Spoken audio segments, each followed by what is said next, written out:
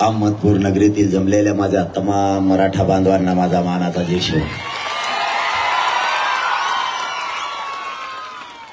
मराठा आरक्षणाचा लढा मराठ्यांनी अखेर यशस्वी केलाय.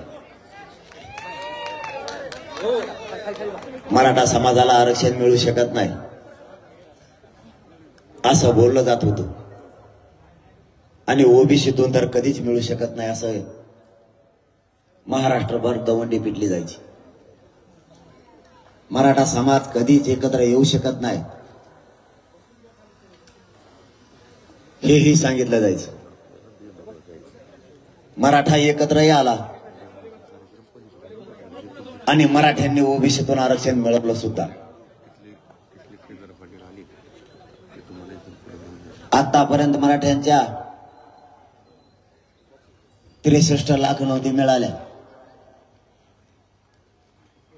आणि त्या नोंदीच्या माध्यमातून एक बस व्यासपीठावरची नाही चला 63 लाख नोंदीच्या माध्यमातून परिवारानं मिळून अंदाजे 1.25 करोड मराठ्यांनी आतापर्यंत ओबीसीतून कुणबी म्हणून आरक्षण घेतलं. आता राहिला विषय नोंदी मिळाल्या बांधवाच्या माध्यमातून न नोंदी मिळालेल्या मराठ्यांना आरक्षण द्यायचं. त्यासाठी सगळ्या सोयऱ्यांची अंमलबजावणी करायची. ज्या मराठ्यांच्या नोंदी मिळाल्या त्या नोंदीच्या आधारावर ज्याची नोंद मिळाली नाही त्या मराठ्यांना आरक्षण द्यायचं. हे सरकारच्या शिष्टमंडळाने ठरवलं. सगळ्या सोयऱ्याची अंमलबजावणी करून टिकवणं सुद्धा सरकारची जबाबदारी. कारण व्याख्या आपणही दिली आणि त्यांची सुद्धा त्यांनी व्याख्या घेतली. कुठलाही विषय सरकारनं दिला म्हणल्याच्या नंतर टिकवणं सुद्धा जबाबदारी सरकारचीच.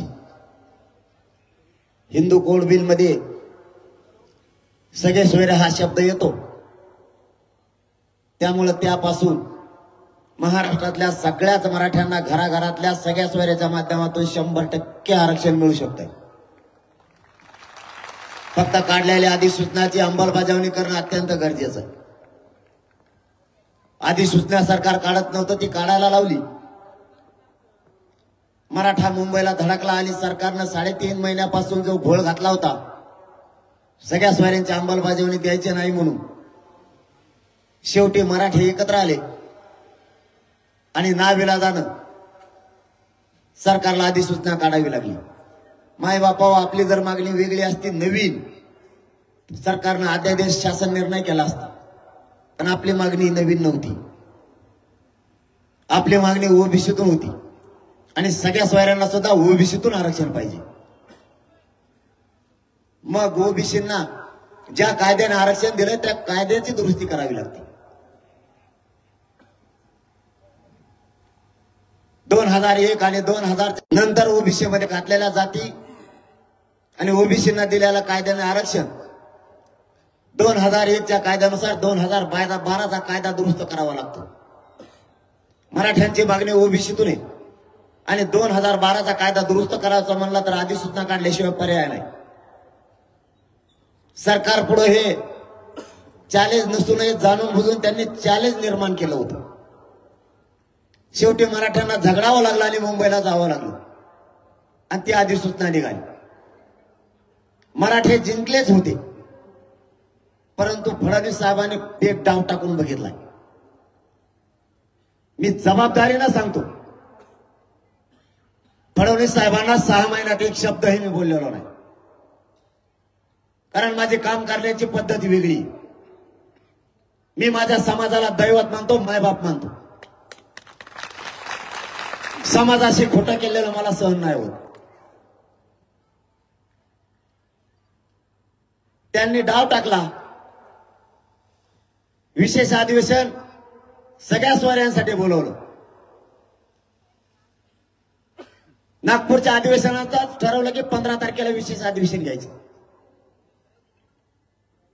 सगळ्या सोयऱ्यांची अंमलबजावणी करायची.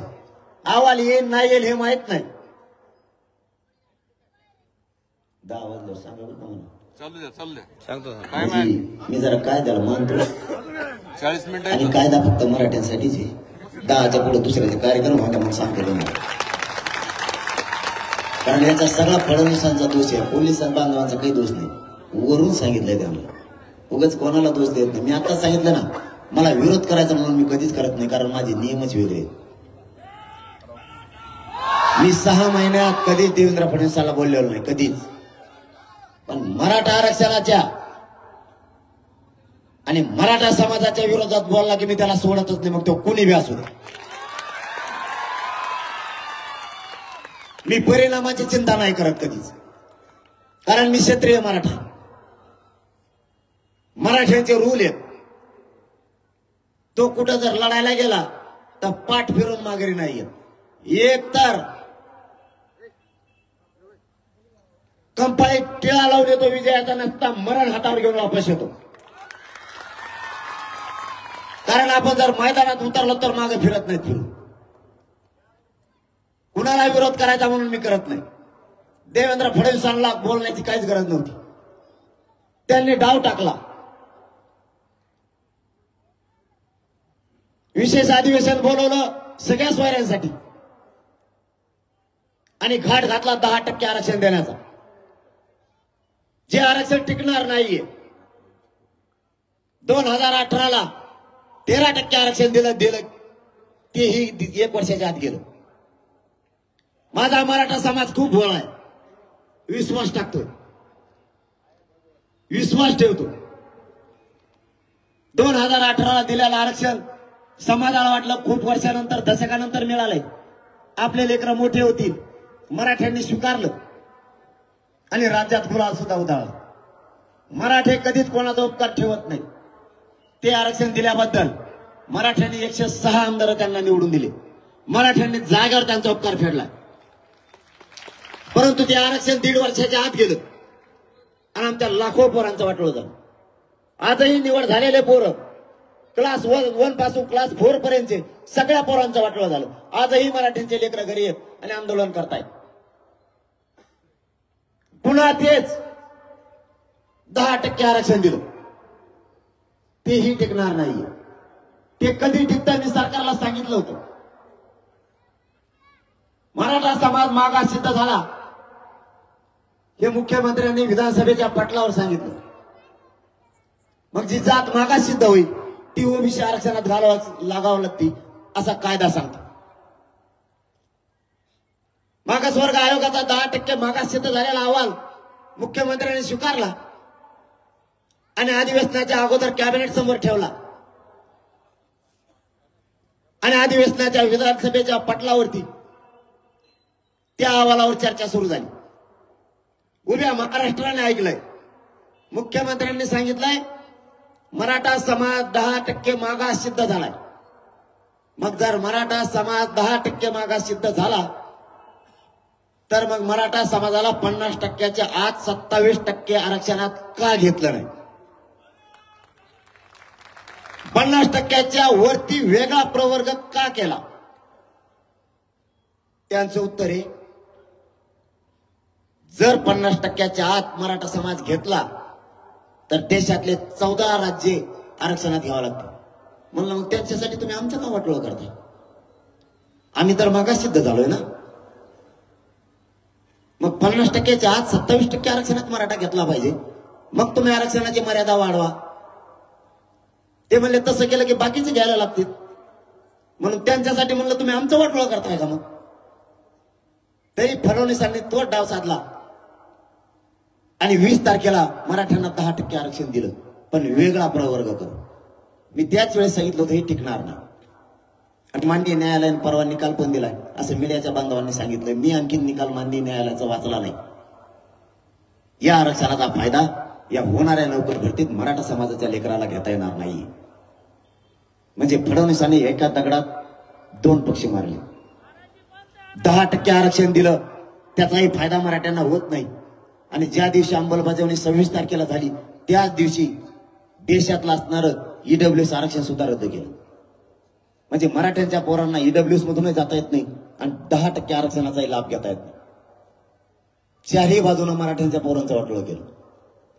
मी त्याच वेळेस सांगितलं होतं हे टिकणार नाहीये आणि तेच घडलं. शेवटी ते आरक्षण सुद्धा गेलं. आता 3 आठवड्याची मान्य न्यायालयानं मुदत सरकारला दिली.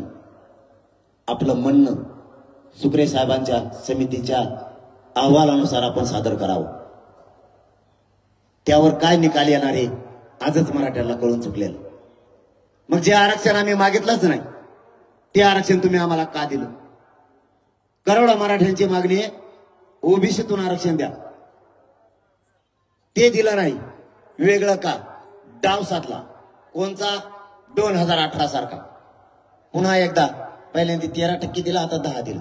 मायबाप मराठ्यांनो, मी अहमदपूरच्या बांधवांना एक प्रश्न आहे माझा, तुम्हाला प्रामाणिकपणाने विचारतो. लोकसंख्या वाढते का कमी होत असते? 2018ला 13% आरक्षण होतं. आता 2024ला 10%. मराठ्यांची लोकसंख्या कमी कसं काय झाली? आमच्या का अमेरिकेला राहायला गेले लोक? काय न्याय करताय तुम्ही? मागासवर्ग आयोगानं 28% लोकसंख्या दाखवली. मग कायदा सांगतो तो लोकसंख्येच्या प्रमाणात 50% आरक्षण दिलं पाहिजे, किमान 14% द्यायला पाहिजे होतं. 10% ही कोणता गणित शास्त्रज्ञ आणलाय तुम्ही? 28%चा अर्ध 10% होत आहे. कोण तज्ञ आहे तुमच्याकडे? हा नुसती फसवणूक मराठीची. त्यांचा डाव होता. 2018 सारखा निवडणुकीत डोळ्यासमोर ठेवून 24च्या निवडणुकीत मराठ्यांचा उपयोग करायचा म्हणून 10% आरक्षण दिलं. मराठ्यांचं नशीब इतकं बलवंतर आहे, त्या निवडणुका यायच्या आधीच हे आरक्षण उडत आले. त्यामुळं मराठ्यांनी गुलाल उधळला नव्हता. आणि त्यांचं स्वप्न होतं 2018 सारखा मराठ्यांनी गुलाल उधळावा. पण मराठी खूप चतुर आहेत. पहिल्यांदा विश्वास ठेवला, दुसऱ्यांनी नाही भाऊ. आता नाही विश्वास ठेवणार, कारण वाटोळं आमच्या लेकरांचं झालंय, तुमच्या नाही. भोगतेत आमचे पोरं, भाषा घेतल्यात आमच्या पोरांनी. 1% हुकलं लेकरू आमचं घरी रडत येते. बापाने बघितलेलं, आईनं बघितलेलं स्वप्न, त्याची राख रांगोळी आमच्याची झाली, तुमची नाही. त्यांना वाटलं गुलाल उधळतील, मराठ्यांनी गुलाल उधळला नाही. मराठी शांत बघत राहिले. मग त्यांनी एक आयडिया केली. त्यांचेच 25-30 जण बोलिले त्यांनी मुंबईत, आणि त्यांच्या टकोऱ्यावर टाका लागले एकामेकाचा गुलाल. हे त्याच्या टकोऱ्यावर टाकीत आहे, ते त्याच्या टकोऱ्यावर टाकीत आहे, कपड्याला अपुशी देत एकामेकाच्या. त्यांच्याच ते गुलालाची बळच होती ते अंगावर. व्हिडिओ बघितले की नाही तुम्ही? नाही, मला मी बघितली. एकामेकाच्या टकोर टाकते. एक जणांचं चप्पीला केसच नाही, त्याच्या टकोऱ्यावर टाकीले. बैलाचा होता का गाऊन आणखीन गुलाल नाही घालणार त्याच्या टकोऱ्याचा. त्यांना वाटलं मग तरी उधाळा तुधाळा, तरी मराठ्यांनी उधाळा. कारण इथं प्रश्न आमच्या लेकराचा. आता फसवणूक नको, आता सावध राहा. आपली लढाई आपल्याला जिंकायची. यांनी काही करू द्या. माझ्या तर इतके मग लागले बाबा बाबा, यासाठी काय भयानक. यासाठी कोणाला असती? ज्यांनी 1-1.5 हजार खुनं केले त्याच्यासाठी. हजारो करोड रुपयाचा घोटाळा केला त्याला. एखाद्या मोठ्या हत्याकांडाचा त्याचा उलगाडा होत नाही त्याच्यासाठी. समुद्रात मोठमोठाले नंबर 2चे धंदे चालते त्याच्यासाठी. मी काय केलं? गोरगरिबांच्या लेकरं मोठे व्हावेत म्हणून काम करतोय, म्हणून माझ्यासाठी. ही देशातली पहिली यासाठी असं की आंदोलनावर बसली. आंदोलनावर यासाठी बसतच नसती. किती मगरुरी आहे सत्तेची. कायद्याचा किती गैरवापर करायचा. याच मराठ्यांनी तुम्हाला त्या गादीवर बसवलंय. तुम्ही तिचा दुरुपयोग करायला लागला. सत्तेवर तुम्हाला याच मराठ्यांनी बसवलेले हे विसरू नका. तुमच्या टांगे पलटी करायला मराठ्यांना 5 मिनिटाचा सुद्धा वेळ लागणार. मी भेट नाही बाय बापा, यासाठी नेमू द्या. नाही त्याला काय नेमाच्या नेमून भेट नाही. कारण एकाचाही रुपये पठ्ठ्याने हात लावलेला नाही. या काही खानदानी मराठ्यांचं पिल्लू आहे, कोणाला हात लावलेला नाही. तुमच्या सकाट मंत्री मध्ये घेऊन जाईन मी, कारण त्यांनीच मला फोन केलेली. मी त्याचा स्टोरी रेकॉर्डिंग व्हायरल करून सगळ्यांना. ते एक टमरळ मध्येच बोलत आहे गिरीश महाजन. त्याला बोललो मी कवा रोज अंतरवाले असे 5 टांगड्या करून बसायचो असं माझ्या गादीला चिटकून. आणि आता तिकडे जाऊन म्हणतो त्या जरांगे पाटलांचा आम्ही खूप लाड केला. काय लाड केला तो? कॉफी पाहिजे मला. तो का पाळणा बसिला मला झोका दिला 2-3 बाऱ्या डबड सगळ्या दुनियाचं ते 15 रुपयाचा जात्रातला बेल्ट घातला येईन गेले तीन वर उडीत चेटी अशी उघड चालता चालता मग मला नाही दम निघत मी हे खानदानी मराठ्याचा मी करत नाही खोटं मैदान तळ पायाचा आग मस्ता घाला कारण गोरगरीब मराठ्यांचा लाड आला तर माझ्या लेकराचं कल्याण राहील कायची तो काय काय लाड केले रे आमचा चहा पिऊन गेला अंतरवालीत आला तवा 20 रुपयाचे पाण्याची बाटली आमचीच प्याला अरे 20 रुपयांसाठी महत्वाचे आहेत घामाचे पैसे आमचे तुमच्यासारख्या जनतेच्या जीवावर पैसे कमीलेले नाहीत आम्ही मराठ्यांनी आणि मला सांगतो लाड केले तो आमच्या अंतरवालीतल्या ग्रामपंचायत मध्ये पोहे खाल्ले तो दातातले निघले का आणखी मला सांगतो फडणवीस साहेब त्याला गप बसवा नसता मी लय मागा लागेल मग त्याच्या बी ते दुसरं कसं गप बसलं आता ते यावल्याचं आयला ते खरं कुठे गेलं पण 7-8 दिवस झाले तिथं ना बर्फात बसला का पण हिमालय जाऊन गार त्याला वाटलं असं बरं झालं जा तिकडे गेलाय बरं झालं आपल्याकडनं राहायला पण भाऊ तुला सुट्टी नाही तुला मराठीत वाटलं गेलाय तू नुसता मध्ये कुठं तू मध्ये बोलला की तुला वाजवलंच मी काही देणं घेणं नाही तरी अंगावर घेतात बळच फडणवीस साहेबाला काय गरज होती का झाला असं उपोषण आहे 17 दिवसाचं विधानसभेच्या पटलावरती सांगायला लागले आई बहिणीवरून बोलले उपोषण आहे 17 दिवसाचं पोटात काय नाही तुम्हाला उपोषण काय फडणवीस साहेब नाही कळायचं उपोषण काय हे जर बघायचं असलं ना फडणवीस साहेब तुम्ही दुसरं काहीच करू नका फक्त 8 दिवस माझ्या शेजारी येऊन कशाला उपोषण करा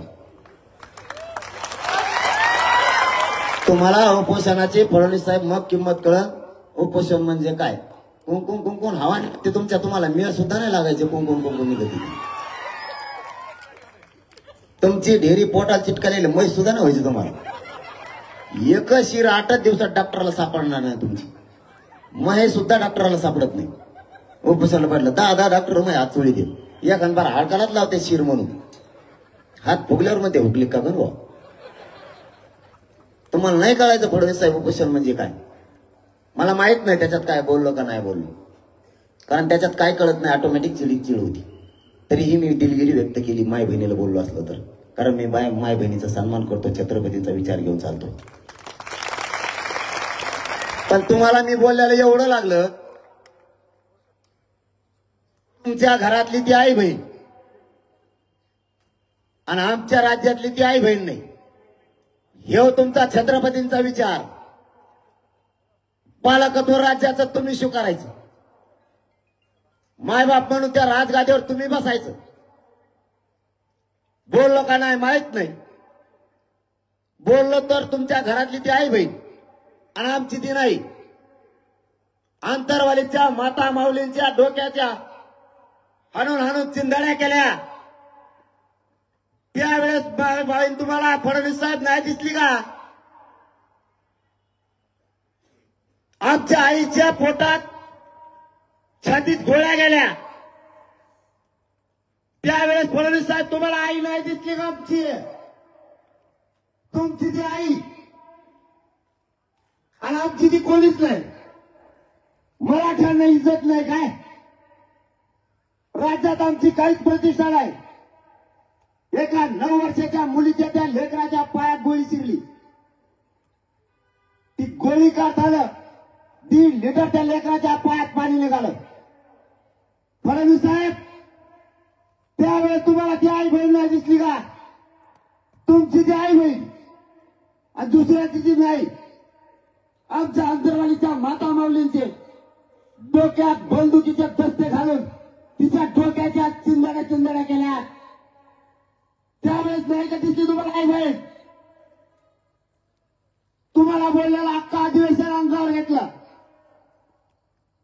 दिवसभर अधिवेशनात एकच चर्चा मराठ्यांच्या आई बहिणीवरती हल्ला झाला आणि मराठ्यांचे हरामखोर मंत्री आणि आमदार मराठ्यांच्या बाजूने बोलायचे तर पक्षाच्या बाजूने बोलायला लागले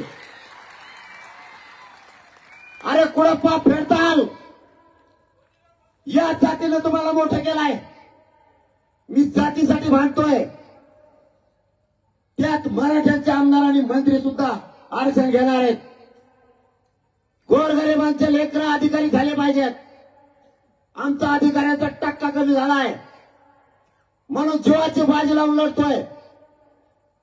आपल्या आई बहिणीवर हल्ला झाला त्यावेळेस तुमचे काय तोंड शिवले होते का?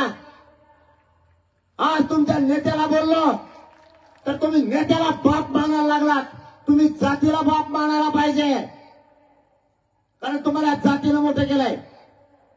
आजही अंतरवालीच्या पोरांच्या छातीत गोळ्यात लिलावती हॉस्पिटलला त्यांना नेलाय. नाही निघाले त्यात फडणवीस साहेबांना नाही का मायबाप लेकरं दिसले. स्वतःची मात्र आई आणि दुसऱ्याच्या आईच्या डोक्याच्या चिंधड्या करायच्या. हेच राज्य चालवता काय तुम्ही? छत्रपतींचे विचार मला शिकवणार आणि तुम्ही फक्त आपल्या मताच्या जीवावर जोगवा मागणार. आता नाही. तुमची मस्ती किती आहे आम्ही बघतो. जरा थांबा. आमच्या एका आजीच्या गुडघ्यात गोळी शिरली त्यात फडणवीसांना नाही काही दिसली. 350 पोरांनी आत्महत्या केल्या. आमच्या आईच्या कंपाचा कुंकुम बसलाय. फडणवीस साहेब त्यात नाही काही दिसत तुम्हाला. ते लेकरं उड्यावर पडलेत. तिच्या पाठीशी नाही राहिलं कोणी. तुम्ही आरक्षण दिलं असता तर त्या आत्महत्या नसत्या आल्या. कोणता डाव टाकताय तुम्ही? दुसरी चूक केली परत. मी परवा रात्री विचारलंय ज्या पोलिसांनी हल्ला केला होता त्यांना निलंबित केलं होतं. मराठ्यांनो याच देवेंद्र फडणवीसांनी त्या सगळ्यांचं नियमन रद्द करून त्यांना बढती दिली. बघा मराठ्यांना मारल्याबद्दल बक्षिसी दिली. फडणवीस हे पाप कुठे फेडणार आहेत? स्वतःच्या आईला बोललं तर एवढं लागलं. आमच्या आई बहिणीला आत्ताही उठता येत नाही. 34 टाके त्यांना पडल्यात. ते टाके सुद्धा कोरडे पडत नाहीत. आत्ताही ओले डोक्यात. 4 महिन्याचा लेकरू मांडीवर घेऊन माता माऊली मंडपात बसली. तिच्या डोक्याच्या चिंधड्या केल्या आणि ते 4 महिन्याचं लेकरू आईच्या रक्तानं माखलाय. फडणवीस त्यात नाही काय दिसतं तुम्हाला? स्वतःची ती आई आणि दुसऱ्याची ती आई नाही. मला नका शिकू. तुम्हाला सुट्टी देणार नाही मराठ्यांनो. ओढ विसरू नका. आपल्या आई बहिणीचे बदला घ्यावा लागणार आहे. मी नाही सोडत. तुम्हाला माझा शब्द आहे. जेलमध्ये सोडलो मी तरी तुमच्याशी गद्दारी करणार नाही. यांच्या मुठ्यावर पाय देऊन आरक्षण घेणार. यांना नाही सुट्टी. मी माझ्या समाजासाठी लढतोय. मी काय चूक करत नाही. तुमच्याशी फुटण्यासाठी नाही आलो मी. मला तुमच्या पैशाची नाही गरज. नाही मला तुमच्या पदाची गरज. तुम्ही किती नावं टाकणार? भाजपच्या कार्यकर्त्यांकडून माझ्यावर हल्ला करणार राज्यभरात कुठेही. म्हणून पोलिसांचा बंदोबस्त सुद्धा रस्त्यावरचा कमी केला. आज सकाळपासून वाढवलाय. त्या हिंगोलीच्या पोलीस बांधवांचे खरंच आभार आज वाढलाय. परंतु फडणवीस साहेब हे निर्देश देणं तुमच्यासाठी चांगलं नाही. आणि तुमचा कोण भाजपचा कार्यकर्ता ना त्याला म्हणून तो माझ्या गाडीच्या पुढे येतो मग दाखवतो तुला.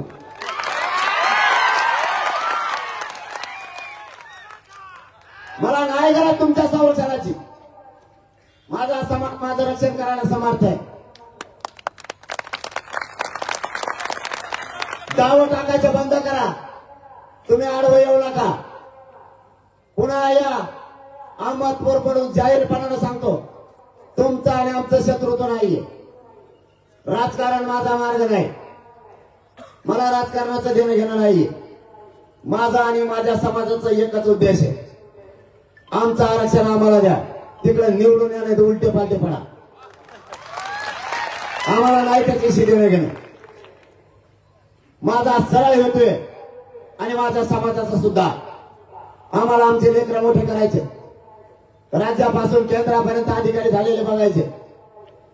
तेवढं स्वप्न घेऊन आज 7 महिने झालं रस्त्यावरती मी माझा कुटुंब बाजूला सारलंय आणि माझ्या समाजाला मी मायबाप मानलंय. आजही माझ्या उभ्याला नाही शिवलं. माझं कुटुंब कुठे मला माहित नाही आणखी सुद्धा. मी इथून तर माझ्या गोरगरीब मराठीचे लेकरं मोठे व्हावेत म्हणून उभा केली. मी मरायला नाही भेट. या समाजाला मी मायबाप मानलंय.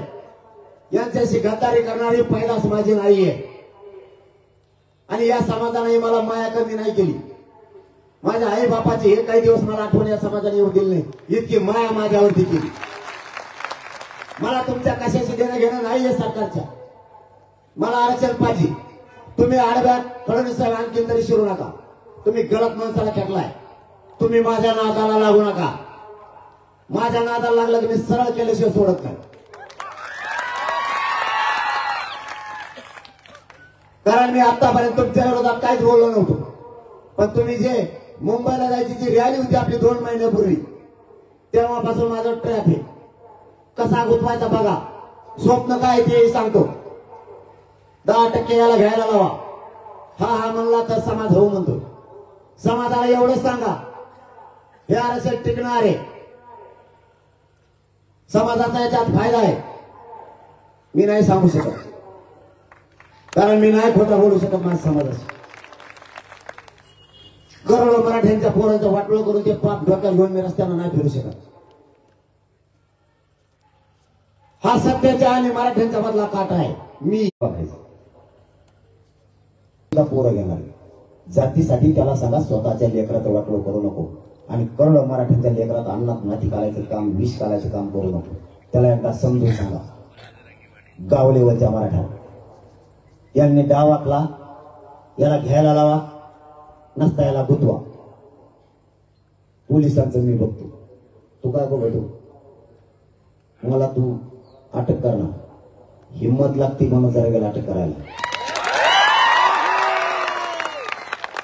मला अटक केलं हे आगामुळे कशाला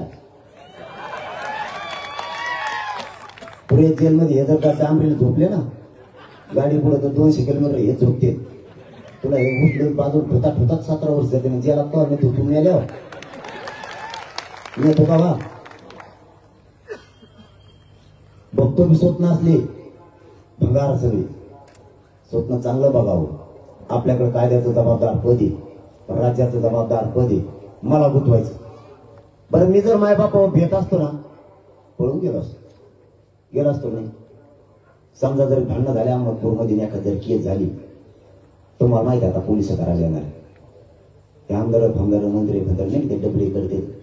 एखादं काही यासाठी शिळाली ती पिली मग लागली लगेच म्हणतो अयो माझ्या चमक निघली. या लगेच गोड उठत जावा तेव्हा तुम्हाला दवाखान्यात पाठवून घेऊन जाय. कारण कायदा काय सांगतो आधी जीवन नंतर चौकशी. हे दवाखान्यात पडत जाईल. याचं तगडं मुरगुण मोडलं पाहिजे. याचा लगेच बीपी वाढवतो याला झटक्यास भेटे दवाखान्यात जाते. मी उपोषण सोडल्याच्या नंतर 2 दिवस संभाजीनगरच्या हॉस्पिटलला होतो. ऍडमिट होतो. त्याच्यानंतर 2 दिवसांनी यासाठी स्थापन झालं.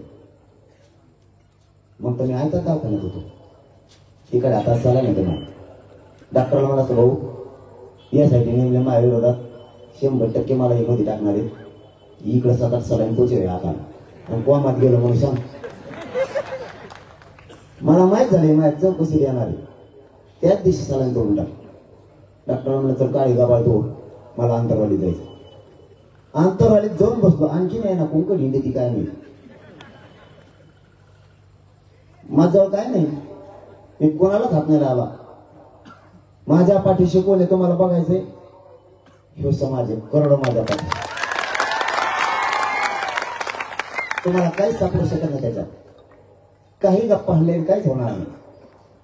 फक्त प्रामाणिक लढा आहे आणि माझा समाजावर माझी निष्ठा आहे. मी नाही फुटत आणि यांना मॅनेजर होत नाही आणि फुटत आणि सगळ्यात मोठं तुकडं त्यांचं ती याला बाजूला हटवा. मी नाही हटत आणि हटणार बी नाही. आणि त्यांचं तेच म्हणणं आहे ह्यो सत्याच्या मधला काटा आहे. म्हणलं तर ठीक आहे तुला बळी घ्यायचा ना माझा आणि चल म्हणलं मी चल सागर बंगला चल निघालो. गेलो तिकडून लगेच म्हणतो या सागर बंगलावर उघडा आहे सरकारी बंगला आहे ते तुमचं स्वागत आहे.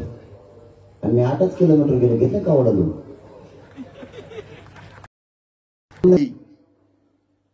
जर सत्तेचा आणि कायद्याचा गैरवापर करून जर गुंडगिरी सुरू ठेवली, पुन्हा आपल्याला एकत्र यावं लागणार.